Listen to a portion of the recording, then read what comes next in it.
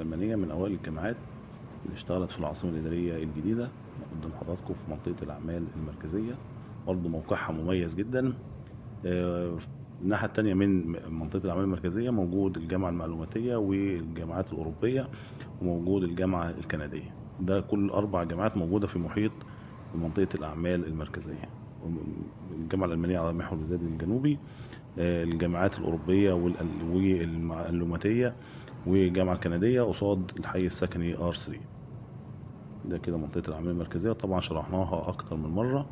خلاص المنطقة بسم الله ما شاء الله بقت يعني بتتزين خلاص للتشغيل بإذن الله تعالى في أقرب فرصة. العاصمة خلاص أصبحت واقع ملموس بعد الناس ما كانت بتقول إنها فنكوش ومش هتكتمل وهيحصل مشاكل.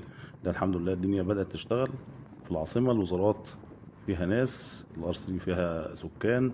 ار 7 بنتمنى المرافق توصل عشان الناس تسكن. يعني الناس بتكلمنا من بره عشان المحلات في الار 7 وبيسالوني يعني نشتغل امتى. بقول لهم والله لو المرافق اشتغلت في ار 7 الصبح هيكون في سكان في ار 7 وهيبقى في ناس كتيره جدا في ار 7. يعني الموضوع واقف على المرافق. ده كده منطقه الاعمال المركزيه على مساحه 195 فدان المرحله الاولى، 520 الف متر.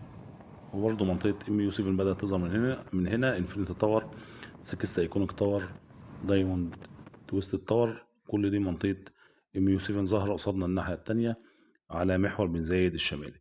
طبعا ومنطقة الأعمال المركزية بتتوسط منطقة النهر الأخضر ومحور بن زايد الشمالي ومحور بن زايد الجنوبي اللي احنا ماشيين عليه، بجوار الطريق الدائري الإقليمي اللي لسه معديين عليه. وفي ظهرنا على طول فندق الماسا والحي الحكومي والبنك المركزي المصري والحي المالي. كل ده يعني 5 دقايق من هنا بنكون في قلب الحي الحكومي ومنطقة الوزارات. كل المنطقة اللي على ايدينا اليمين دي كلها منطقة النهر الأخضر، مساحته 1000 فدان. من المقرر إن هو يمتد لمسافة 35 كيلومتر.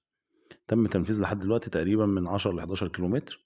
يعني يعتبر أكبر حديقة مركزية في العالم. تم تخصيص 35 بوابة للدخول والخروج للنهر الأخضر. النهر الأخضر تكلفة المشروع تقريبا وصلت ل10 مليار جنيه. زي ما حضراتكم شايفين كده على ايدينا الشمال المنطقة دي منطقة الار 6. طبعا منطقة الار 6 لسه ما انطرحتش لحد دلوقتي، لا هي ولا الار 1 ولا الار 2. يعني 3 مناطق سكنية لم يتم طرحهم حتى الآن.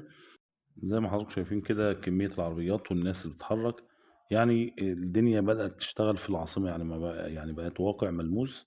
زي ما حضراتكم شايفين كده ده كده مسجد شهيد رقم 2. طبعا عندنا 3 مساجد على الطريق هنا. ودي محطة وطنية، واللي هناك ده الحي السكني ار 6. يبقى في ثلاث أحياء سكنية على المحور اللي احنا ماشيين عليه، محور زايد الجنوبي. بداية من وانت داخل لما تشوف لافيستا سيتي، بعدها المنطقة الفاضية اللي هي الار 4. طبعا في شركة بالم هيلز خدت مساحة كبيرة فيها، وفي أكتر من شركة الفترة اللي جاية تبدأ تشتغل في منطقة الار 4. وعندنا منطقة ار 5 اللي هي جاردن سيتي الجديدة اللي هنعدي عليها دلوقتي واحنا ماشيين، والحي السكني ار 6. وعندنا على محور بن زايد الشمالي 3 برضو أحياء سكنية ار 1 وار 2 وار 3. طبعا ار 3 هي اللي شغالة دلوقتي وفيها تم طرحها في 2018 وكانت يعني بأسعار كويسة جدا يعني. كل ده منطقة النهر الأخضر على ايدينا اليمين، وظهر من هنا منطقة ار 2 زي ما حضراتكم شايفين كده. طبعا لسه لما العاصمة جميع المرافق تكتمل فيها الدنيا هتبقى مختلفة تماما. طبعا في القطار السريع اللي هو العالمين العين السخنة هيمر من العاصمة الإدارية الجديدة عند المدينة الأولمبية، وهيضيف برضو حاجة كويسة جدا للعاصمة. يعني هيربط الساحل الشمالي بمنطقة العين السخنة مرورا بالعاصمة الإدارية. وطبعا في محطة تبادلية بين القطار الكهربائي الخفيف LRT والقطار السريع عند المحطة الأولمبية عند استاد العاصمة. طبعا في استاد كبير جدا بيسع ل 91 ألف متفرج موجود جنوب العاصمة في المدينة الأولمبية. زي ما حضراتكم شايفين أتوبيسات وعربيات وناس بتتحرك.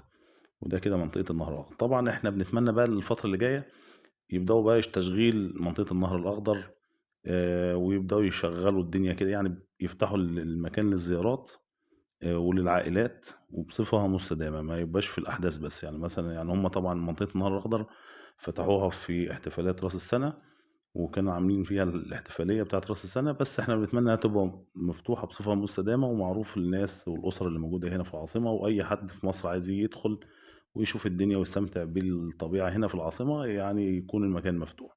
ده كده الحي الساكن R5 أو جاردن سيتي الجديدة، تابع لهيئة المجتمعات العمرانية تم إنشائها، والشركة المسؤولة عنها هي شركة سيتي إيج. قدام حضراتكم المنطقة اللي هناك دي، هو المنطقة اللي على ايدينا الشمال دي كلها هتكون منطقة أبراج ومولات تجارية زي بالظبط التسعين الجنوبي في منطقة التجمع أو القاهرة الجديدة. يعني المحاور اللي احنا ماشيين عليها دي محور بن زايد الجنوبي، من بدايته من عند البوابات العاصمة لحد الكاتدرائية، ده كله أو لحد كمان منطقة المستثمرين، هتكون كلها منطقة مولات وخدمات على الطريق. وبالتالي المكان ده هيكون من الأماكن المميزة جدا في العاصمة، يعني هو محور مروري وشريان مهم للعاصمة الإدارية، رابط بين العاصمة والتجمع، وفي نفس الوقت هيكون منطقة تجارية بكثافة عالية يعني إن شاء الله تعالى. فجميع المشاريع اللي بيتم طرحها حاليا في المنطقة دي هتكون من مشاريع مهمة جدا يعني. كل ده منطقة جاردن سيتي الجديدة أو الحي الساكن R5. في ظهرها على طول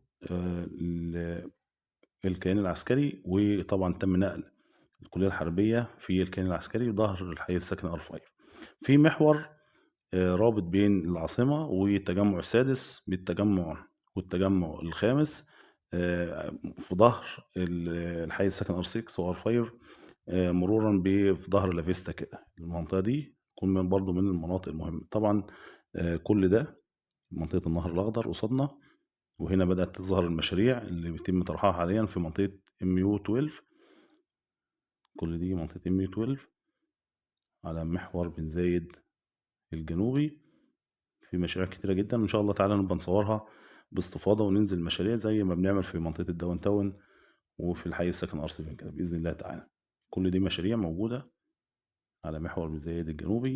إن شاء الله تعالى هنتابع المشاريع دي تباعا كده، بحيث إن احنا نغطيها بالكامل ونعرف الناس أسعارها وكل التفاصيل فيها، بحيث لو حد عايز يحجز هناك أو أي حاجة احنا برضو موجودين، وهسيب رقم تليفوني برضو على الشاشة في نهاية الفيديو.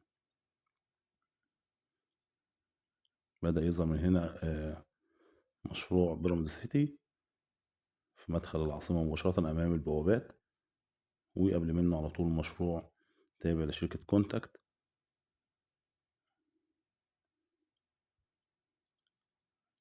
ده كده كل المنطقة دي زي ما انتوا حضراتكم هتكون من المناطق المهمة جدا في العاصمة. ده كده مشروع شركة كونتاكت، وبعد منه على طول مشروع شركة بيراميدز. مشروع شركة بيراميدز من المشاريع اللي هتكون مميزة جدا في العاصمة الإدارية، لأنه على مساحة 155 فدان. آه، هيكون أكبر ميجا مول موجود في العاصمة، عامل بالظبط زي كايرو فيستيفال مول كده، زي في دخلة التجمع الخامس أو في دخلة القاهرة الجديدة. هو موجود على الطريق الدائري الأوسطي مع الطريق اللي احنا ماشيين عليه، نفس فكرة كايرو فيستيفال سيتي برضو على الطريق الدائري وبدخلة التسعين الجنوب. طبعا نسبة الإنشاءات محترمة جدا، الشركة شغالة ليل ونهار هنا. بدأوا يشطبوا في الواجهات الخارجية. طبعا احنا كنا عملنا فيديو من 3 شهور كده في المكان، برضو بإذن الله تعالى في أقرب فرصة نخش ونصور جوه. المكان كل يوم بيتطور عن اليوم اللي قبله. طبعا في ظهره كومباوند لافيستا على مساحة 910 فدان، منطقة كلها فيلات فقط. وفي ظهر لافيستا منطقة التجمع السادس. يعني المكان اللي احنا موجودين فيه هيكون رابط بين العاصمة الإدارية أو العاصمة الجديدة مع التجمع السادس مع مستقبل سيتي مع منطقة القاهرة الجديدة. المنطقة دي هتكون من المناطق المميزة جدا في العاصمة الجديدة.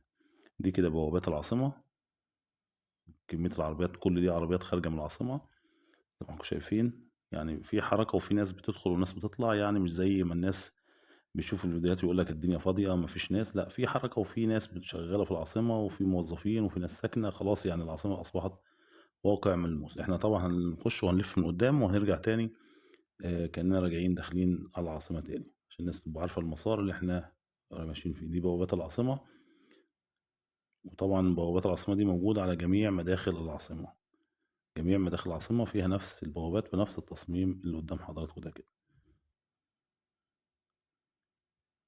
زي ما انتم شايفين كده، احنا بمجرد ما نخرج من البوابات بنطلع على الطريق الدائري الأوسطي، نلف ونرجع تاني لو حبينا نخش التجمع. أو بنكمل على الطريق الأوسطي لو احنا رايحين مدينة الشروق أو مدينتي، أو لو هننزل برضو على مدينة نصر. يعني من هنا كده المكان قريب من كل حتة في مصر. هنا مسجد الفتاح العليم على ايدينا اليمين، وفي هنا رحلات برضو من الجامعة البريطانية، أتوبيس رحلات.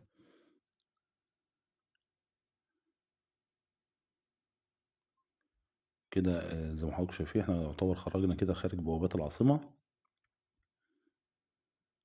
وأصبح احنا دلوقتي موجودين داخلين على دخلة الطريق الأوسطي. ومجرد ما بننزل الطريق خلاص بيبقى العاصمة على ايدينا اليمين، والتجمع ومنطقة بيت الوطن على ايدينا الشمال على طول. وطبعا احنا دلوقتي موجودين قصادنا على طول الكومباوند لافيستا. المباني اللي ظاهرة هناك ده كومباوند الباتيو تبع شركة لافيستا برضو، في دخلة القاهرة الجديدة. هنلف ونرجع تاني عشان الناس برضو تبقى عارفة المسار.